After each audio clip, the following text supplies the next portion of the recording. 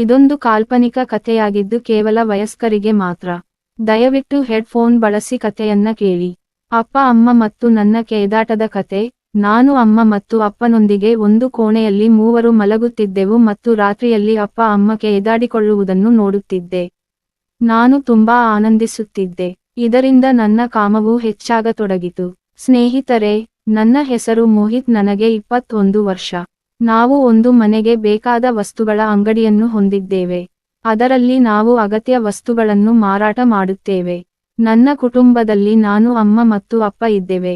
ನನ್ನ ಅಮ್ಮನ ಹೆಸರು ಮೋಹಿನಿ. ಆಕೆಗೆ 43 ವರ್ಷ. ನನ್ನ ಅಮ್ಮ ತುಂಬಾ ದಪ್ಪ ಅಥವಾ ತುಂಬಾ ತೆಳ್ಳಗಿಲ್ಲ. ಅವಳು ತುಂಬಾ ಸುಂದರಿ ಮತ್ತು ದೊಡ್ಡ ಬಲೂನುಗಳನ್ನು ಮತ್ತು ಹಿಂದೆ ದೊಡ್ಡ ದುಂಡಗಿನ ಕಲ್ಲಂಗಡಿಗಳನ್ನು ಹೊಂದಿದ್ದಾಳೆ. ಅಮ್ಮ ಎಂದಿಗೂ ಪ್ಯಾಂಟಿ ಬ್ರಾ ಧರಿಸುವುದಿಲ್ಲ. ಇದರಿಂದಾಗಿ ಕೆಲವೊಮ್ಮೆ ಸೀರೆಯ ಸೆರಗು ಬಿದ್ದಾಗ ಅವಳ ಬಲೂನ್ಗಳು ಸ್ಪಷ್ಟವಾಗಿ ಗೋಚರಿಸುತ್ತವೆ. ಈ ಕಾರಣದಿಂದ ಅವಳ ಮೇಲೆ ನನ್ನ ಆಕರ್ಷಣೆ ಹೆಚ್ಚಾಗುತ್ತಿತ್ತು.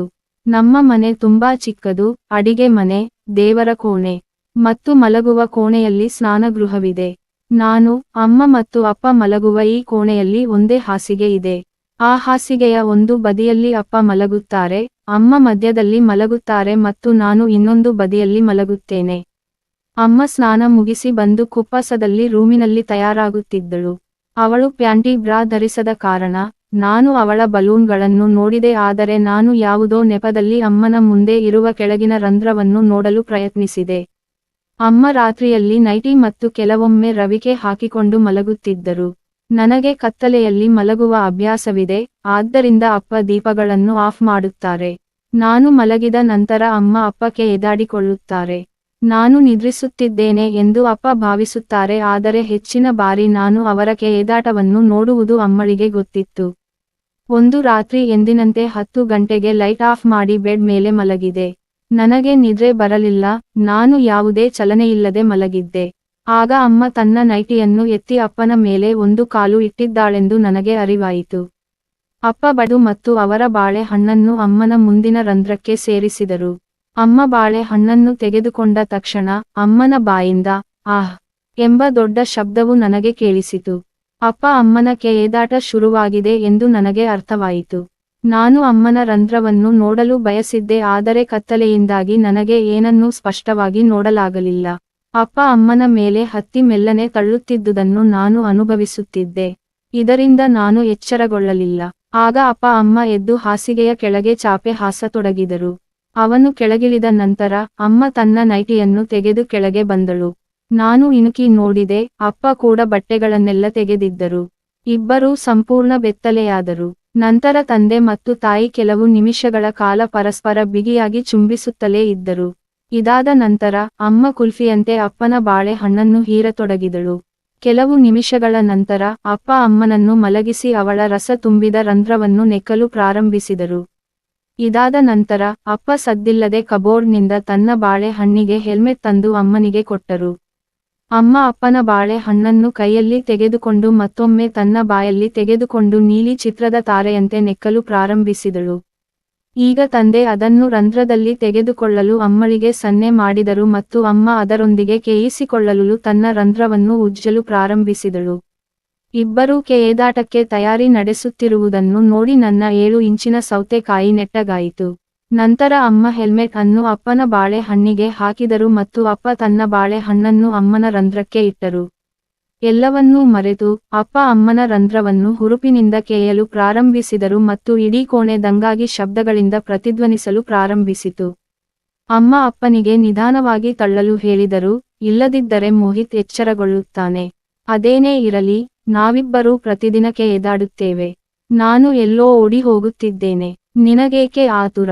ಈಗ ಅಪ್ಪ ತನ್ನ ಒತ್ತಡವನ್ನು ನಿಧಾನಗೊಳಿಸಿದನು, ಆದರೆ ಆಗಲೂ ಅವನು ಕೆಲವೊಮ್ಮೆ ವೇಗವಾಗಿ ಕೇಯುತ್ತಿದ್ದನು. ಹೀಗೆ ತಳ್ಳುತ್ತಿರುವಾಗ ಅಪ್ಪ ರಸ ಬಿಟ್ಟನು. ಅಮ್ಮ ಹೆಲ್ಮೆಟ್ ತೆಗೆದು ತನ್ನ ಬಾಯಿಂದ ಅಪ್ಪನ ಬಾಳೆ ಹಣ್ಣನ್ನು ಹೀರತೊಡಗಿದಳು. ನೆಕ್ಕುತ್ತಾ ಸ್ವಚ್ಛಗೊಳಿಸಿದಳು. ಎದಾಟದ ನಂತರ ಇಬ್ಬರೂ ಬೆತ್ತಲೆಯಾಗಿ ನನ್ನ ಪಕ್ಕದಲ್ಲಿ ಹಾಸಿಗೆಯ ಮೇಲೆ ಮಲಗಿದರು. ಈಗ ಅಮ್ಮ ತಿರುಗಿ ಅಪ್ಪನ ಕಡೆಗೆ ಮಲಗಿದ್ದಳು. ಆಗ ಅಪ್ಪ ತನ್ನ ಬಾಳೆ ಹಣ್ಣನ್ನು ಮತ್ತೆ ಅಮ್ಮನ ರಂಧ್ರಕ್ಕೆ ಸೇರಿಸಿದರು ಮತ್ತು ಅವಳನ್ನು ಗಾದಿಯಿಂದ ಮುಚ್ಚಿದರು ಮತ್ತು ಇಬ್ಬರೂ ನಿದ್ದೆ ಮಾಡಿದರು. ಸ್ವಲ್ಪ ಹೊತ್ತಿನ ನಂತರ ನಾನು ಗುಟ್ಟಾಗಿ ಎದ್ದು ಬಾತ್ ರೂಮಿಗೆ ಹೋಗಿ ಕೈಯಿಂದ ಮಾಡಿಕೊಂಡು ಬರುವುದನ್ನು ಅಮ್ಮ ನೋಡಿದಳು. ನಾನು ನನ್ನ ಸೌತೆಕಾಯಿಯನ್ನು ಅಲುಗಾಡಿಸುತ್ತಾ ಸಮಾಧಾನಪಡಿಸಿ ಮತ್ತೆ ಬಂದು ಮಲಗಿದೆ. ಅಮ್ಮ, ನನ್ನನ್ನು ನೋಡಿ ಹತ್ತಿರಕ್ಕೆ ಬಂದು ಮೆಲ್ಲಗೆ ತನ್ನ ಕೈಗಳಿಂದ ನನ್ನ ಸೌತೆಕಾಯಿಯನ್ನು ಮುಟ್ಟಿದಳು. ನಾನು ಅವಳ ಕಡೆ ತಿರುಗಿದ ತಕ್ಷಣವೇ ನನ್ನ ತುಟಿಗಳನ್ನು ಚುಂಬಿಸಲು ಶುರು ಮಾಡಿದಳು. ನಾನು ಅವಳ ಒಂದು ಕಾಲನ್ನು ಎತ್ತಿ ಅವಳನ್ನ ನನ್ನ ಮೇಲೆ ಎಳೆದುಕೊಂಡೆ. ಅದಾಗಲೇ ಅಪ್ಪ ಆಟವಾಡಿ ಮಲಗಿದ್ದರು. ಅಮ್ಮ ಅಪ್ಪನ ಆಟದಿಂದ ತೃಪ್ತಿ ಪಡೆದಿರಲಿಲ್ಲ. ನಿಂತಿದ್ದ ನನ್ನ ಸೌತೆಕಾಯಿಯನ್ನು ತನ್ನ ರಸಭರಿತ ರಂಧ್ರದ ಒಳಗೆ ಹಾಕಿಕೊಂಡು ಹಿಂದೆ ಮುಂದೆ ಚಲಿಸುತ್ತಿದ್ದಳು.